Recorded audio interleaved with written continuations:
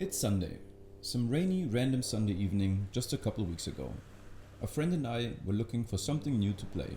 Nothing specific, just some fun little co-op game.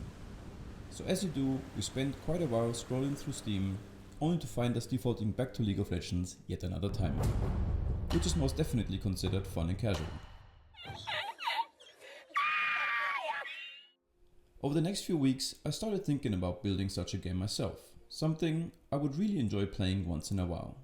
I've always wanted to try that, but never really had the time or motivation to do so. Which brings me to myself. I'm 31 years old, I've been playing League for about as long as it has existed and work as a freelance IT project manager. Naturally, having about zero artistic skills and very little coding experience, I thought it's about time to change that job description to full-time game dev. At least for a while, just to see if I even enjoy doing it. Being already that deep in unknown territory, I might as well add one more thing I haven't done before in my life: video editing. I've watched quite a few game dev videos over the last few years and really enjoyed seeing people struggle along with their passion projects, so I thought putting my own struggles out there as well seems only fair. With all of that out of the way, we can jump right into Unity. First, I created a new organization and selected gaming, because why not? Then I set up a new project directly in Unity and made sure to enable version control. Once the project had been created, I was able to do my first check-in, or maybe second, as I already messed up the first one, checking in absolutely nothing. To quick start the project, I downloaded the Unity Asset Starter Pack, which comes with a third-person controller I'm gonna use for now. After importing that into the project and hitting run, this is how it looks like in Unity. I can run around, jump, sprint, all the basic stuff I need. I will try and create a better control in the future, but this will do for now. Although this is probably not the right order, I want to start with some assets to make the world feel at least a little more interesting, which I hope keeps me motivated. So let's start with something easy, rocks, which actually, well, turned out to be not quite as trivial as I initially thought. For 3D modeling, I'm obviously going to use Blender, probably one of the best open source programs out there. I thought I can make my life easy by just buying two add-ons, OCD and Cracker. Once installed, one click is all it takes to create some edge details to the selected object. I played around with the settings a bit for the bigger rock, as there are a few different presets to choose from, and some sliders for scale, damage amount and a few others. After applying the modifier and UV unwrapping, it's time to export the FBX.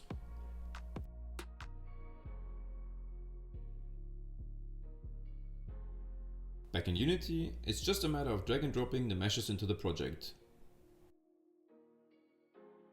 There you go, the first two rocks are now done. Well, I guess one and a fraction of a second. Honestly, I think the add-on does exactly what it says. However, the closer you get, the less good it looks. Somehow, it looks a bit too smooth and the detail levels seem a bit off as well. Let me quickly fix the big one. It's quite annoying. So initially, I was quite confused as to what was going on. But the fix is actually quite easy. In Blender, you can activate face orientation, which highlights the faces with incorrect normals. In this case, almost the entire object. After recalculating, the red faces are gone and can be re-imported to Unity. Unfortunately, I did not have enough control with this add-on, especially for complex shapes or bigger sized objects. Or at least, I couldn't do it. The biggest problem, however, was hard edges. There's no such thing as a perfect edge in real life. Why? Well, that's my work colleague's explanation. I mean, it's got Quantum in there, so I do trust him on that. So after some more testing, I decided to try another approach. By the time I got to this point in the video, I had completely forgotten that I actually bought two add-ons, so here's a quick Cracker addendum. Like OCD, it's a nice tool and does what's being advertised. However, I couldn't really get the cracks and edges to look like I wanted. It either lacked detail or looked like some piece of melted chocolate, so unfortunately, also not really viable for now. Back to my second attempt of creating rocks. Initially, I thought I can get by without sculpting, but here we are. I started with a simple blockout to create a basic shape. Then I used the bisect tool to add some very rough details. After a few more cuts, this is now the base model to start sculpting. In order to add more detail to the mesh, I first had to remesh the object. As you can see in the bottom right, the mesh now has about 100,000 faces instead of 12. To be honest, that value was quite a bit too low, and will be increased a lot later. Now it's just a matter of finding the right brush, play around with the settings and start sculpting.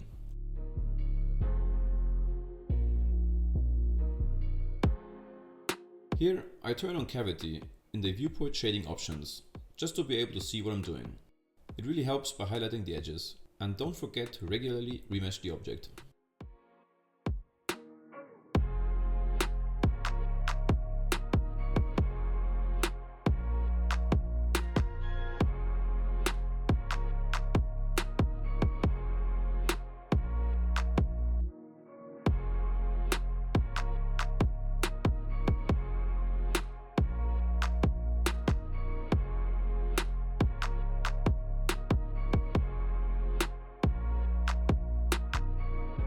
I learned a lot by watching this tutorial from Agustin on how to make stylized rocks, so feel free to check that out if you need more details on how to do that.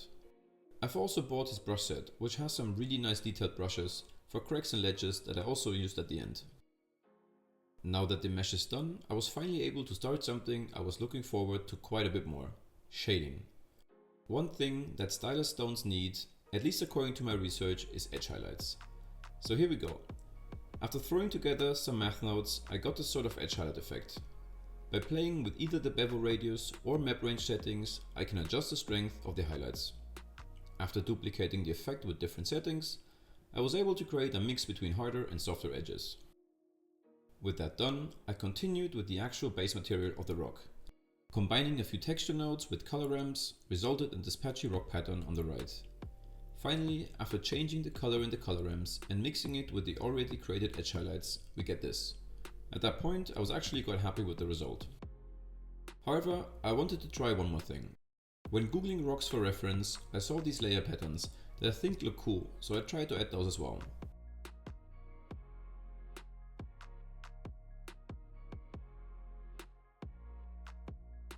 Here's the full node setup for this rock material.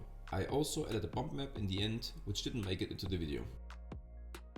Now, I enjoyed all of this a lot, but unfortunately, that's where the fun and creative part stopped, at least for quite a while. Based on my research, I believe it's universally agreed upon that baking in Blender is painful. It really felt something like this. From selecting the right render engine to choosing denoise and sample settings, and the very confusing process of creating material nodes for the baking, it's just not a fun process at all. Luckily, there's people who felt the same way but are actually skilled enough to do something about it. I found these two absolutely amazing add-ons that made my life a lot easier. Honestly, before that, I was even considering paying for Substance Painter. One of the most important steps in game asset creation is reducing the poly count as much as possible, as this will have a huge hit on performance. To go from 500,000 vertices to just above 2000, I simply applied a decimate modifier a bunch of times.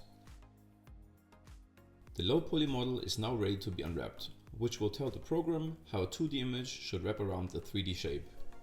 After smart UV projecting, we get the unwrapped UVs, however, there's quite a lot of dead space, which is ultimately just lost. Here is where UV Unpacker comes in handy. It optimizes the space, which results in higher quality textures. Just like that, almost all the space is used. Now to the actual baking. This is where Bystead's Blender Baker almost made me forget the hours of frustration I had to go through earlier. Simply select the resolution, tell it that it's a high-res to low-res bake, and create the bake collection. Once created, you just have to add the required bake passes, in this case a color map and a normal map, select the high-res object and hit bake. Upon finishing, both maps are at your desired location.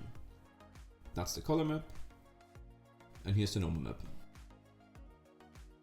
Now, it's just a matter of drag and dropping the FBX file and both maps into Unity, creating a new material and applying it to the rock.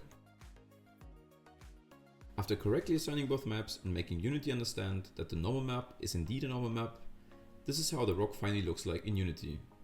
I'm actually quite happy with the result of the first stylized render attempt.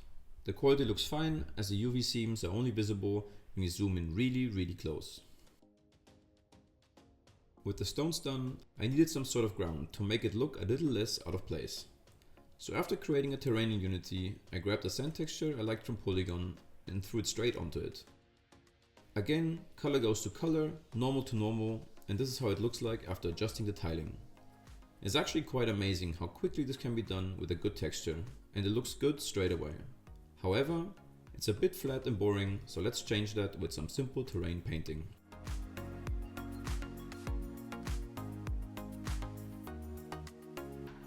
And there we go, some quick and dirty sand dunes.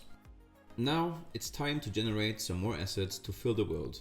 By the time I had arrived at that part of the video, I spent another night shift with a friend of mine and created a new rock material, which I like a little more. So here's a bunch of rocks I sculpted with that shader. Honestly, by now I'm not sure anymore what material I like more. So feel free to comment which art direction you prefer. Now that all of this is done, I can finally attempt creating my world. Maybe world is a bit too much, but at least a little piece of desert. So after a few minutes of duplicating, rotating and scaling a bunch of rocks and adding a little more detail to the sand, this is the final result. And with final, I mean, I hopefully won't touch this for at least a few weeks and start focusing on some actual game mechanics. Talking about mechanics, well, that's for next video. This one's already longer than I wanted anyways. Also, learning how to edit and record took way longer than I planned. Hopefully it will be a lot faster next time. And that's about it. I really enjoyed those first couple of weeks and hope you did as well. If you want to join me on my journey, I obviously really appreciate a like and a follow, but even more than that, I would like to hear what you think in the comments. Thanks for watching, see you in the next one, cheers.